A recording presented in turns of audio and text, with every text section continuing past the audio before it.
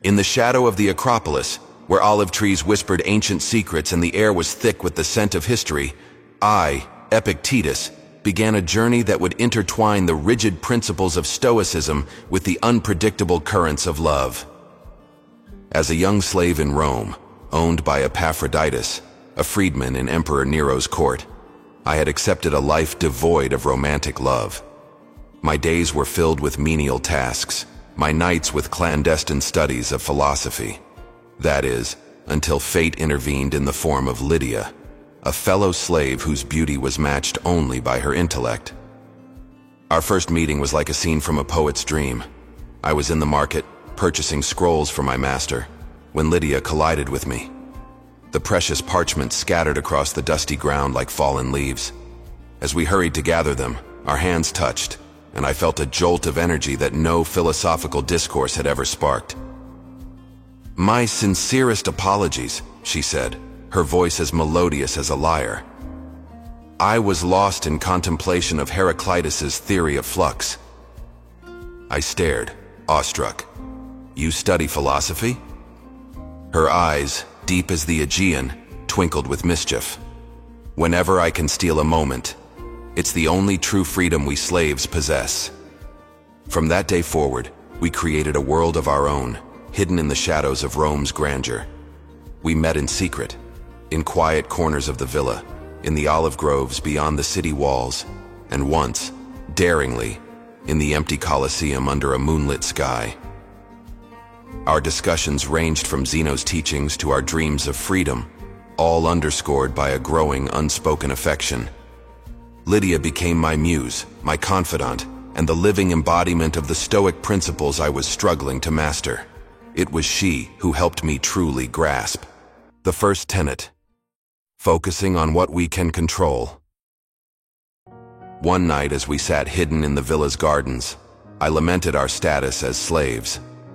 Lydia took my hand, her touch sending shivers through me, and said, "Epictetus, we cannot control the circumstances of our birth or our current status, but we can control how we think, how we act, and how we love within these constraints. That is our true freedom." Her words were a revelation. I began to see our secret meetings not as a defiance of our condition, but as an exercise in controlling what we could: our minds, our hearts, and our reactions to the world around us. Our love blossomed like a lotus in muddy waters, pure and beautiful despite the harsh reality of our lives. Yet it was this very love that taught me the second principle: our thoughts shape our reality. When duty separated us, sometimes for days, I learned to find joy in memories of Lydia's laughter rather than sorrow in her absence. I would close my eyes and transport myself to our hidden moments, finding strength and serenity in these mental images. The third principle, choosing discomfort, was a daily reality in our situation. We chose the discomfort of secret meetings, the constant fear of discovery, and the pain of unfulfilled desires. But we recognized that this discomfort was a crucible, forging our characters and deepening our understanding of Stoic teachings. One particularly close call came during the Saturnalia festival. Amidst the revelry, with roles reversed and slaves given temporary freedom, Lydia and I dared to dance together openly. The wine flowed freely, and in a moment of carelessness I pulled her close and kissed her passionately. Just then, Epaphroditus appeared, his eyes narrowing at our display. My heart raced, but Lydia, ever quick-witted, loudly proclaimed, "See how well I play the part of the noblewoman kissing her slave." The crowd laughed, Epaphroditus smirked, and we escaped discovery. But the fear lingered, a reminder of the precariousness of our situation. As our relationship deepened, so did our understanding of Stoic teachings. The fourth principle, that everyone acts according to their beliefs, became evident as we observed our fellow slaves. Some crumbled under the weight of servitude, turning to drink or despair. Others, like our friend Alexandros, found purpose in small acts of defiance. And then, there were those like us, who sought dignity and meaning in the life of the mind and heart. Lydia was a master of the fifth principle, pondering before acting. Her calm deliberation saved us countless times from discovery. Once, when we were studying a forbidden scroll of Seneca and our master suddenly entered the room, Lydia smoothly transitioned into reciting a household inventory. Her quick thinking turned a potentially disastrous moment into a demonstration of her efficiency. Our love embodied the sixth principle of true independence. In each other's arms, we found a freedom that transcended our physical bondage. Wealth, status, and even the concept of legal freedom seemed trivial compared to the rich inner world we shared. We had created our own republic of two, governed by love and philosophy. But it was the final principle, embracing one's destiny, that truly tested our love. As fate would have it, I caught the attention of Musonius Rufus, a renowned philosopher who frequented our master's house. Impressed by my understanding of Stoic principles, he convinced Epaphroditus to allow me to attend his lectures. This twist of fate led to my eventual manumission. The day I was granted my freedom was one of conflicting emotions. Joy at my new status warred with the sorrow of leaving Lydia behind. The night before my departure for Greece, where I planned to establish my own school of philosophy, we met in our secret olive grove. Lydia's eyes shimmered with unshed tears, but her voice was steady. "You must go, my love. Embrace your destiny. Teach others what we've learned together." "Come with me," I pleaded, holding her close, breathing in her scent of lavender and parchment. She shook her head, a sad smile gracing her lips. "My path lies here for now, but know that our love has been the greatest lesson in Stoicism.